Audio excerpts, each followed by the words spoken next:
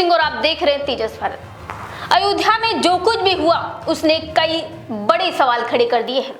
सवाल सिर्फ कांग्रेस नेताओं के हाउस अरेस्ट करने का नहीं है, सवाल लोकतंत्र, आस्था और प्रशासनिक निष्पक्षता का भी है। कांग्रेस का एक प्रतिनिधि मंडल रामलला के दर्शन के लिए अयोध्या पहुंचता है। प्रदेश अध्यक्ष अजय राय समेत कई सांसद और नेता होटल में ठहरे हुए थे, लेकिन दर्शन करने से पहले ही पुलिस होटल पहुंच जाती है। होटल के बाहर पुलिस, होटल के अंदर पुलिस, यहाँ तक कि नेताओं के कमरों के बाहर भी पुलिस। फिर उन्हें होटल के बाहर तक निकलने की अनुमति नहीं दी जाती है, यानी कि व्यवहारिक रूप से उन्हें हाउस अरेस्ट कर दिया जाता है। अब यहाँ सबसे बड़ा सवाल यही है कि आखिर ऐसा क्यों हुआ? क्या किसी नेता ने हिंसा की धमकी दी थी? क्या किसी ने कानून व्यवस्था बिगाड़ने की घोषणा की थी?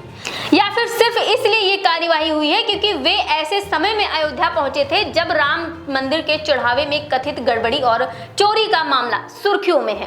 कांग्रेस का आरोप है कि सरकार इस मुद्दे पर उठ रहे सवालों से असहज है और इसीलिए विपक्षी नेताओं को रोका जा रहा है।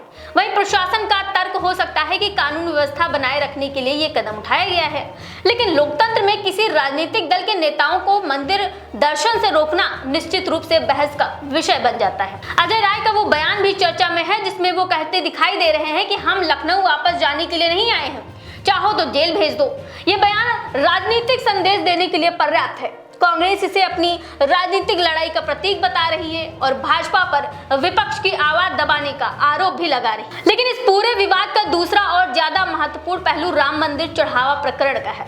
राम मंदिर करोड़ों हिंदुओं की आस्था का केंद्र है। देश और दुनिया से श्रद्धालुओं वहां दान और चढ़ावा चढ़ाते हैं। ऐसे में यदि चढ़ावे के प्रबंधन में किसी भी स्तर पर गड़बड़ी, भ्रष्टाचार या चोरी की आशंका पैदा भी होती है तो स्वाभाविक रूप से लोगों की भावनाएं आहत होती हैं।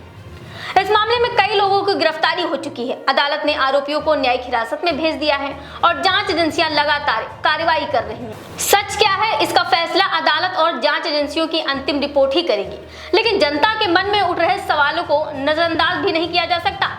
सबसे महत्वपूर्ण बात यह है कि राम मंदिर किसी एक दल, संगठन या विचारधारा की संपत्ति नहीं है।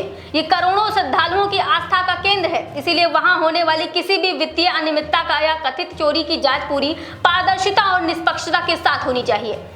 जांच ऐसी होनी चाहिए कि उसके बाद किसी के मन में कोई संदेह ना बचे।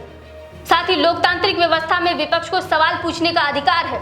यदि कोई राजनीतिक दल किसी मुद्दे पर अपनी बात रखना चाहता है तो उसका जवाब तथ्यों और जांच के जरिए दिया जाना चाहिए। इससे लोकतंत्र मजबूत होता है। आज अयोध्या में कांग्रेस नेताओं को रोके जाने की घटना और राम मंदिर चढ़ावा विवाद दोनों मिलकर एक बड़ा राजनीतिक मुद्दा बन चुके हैं।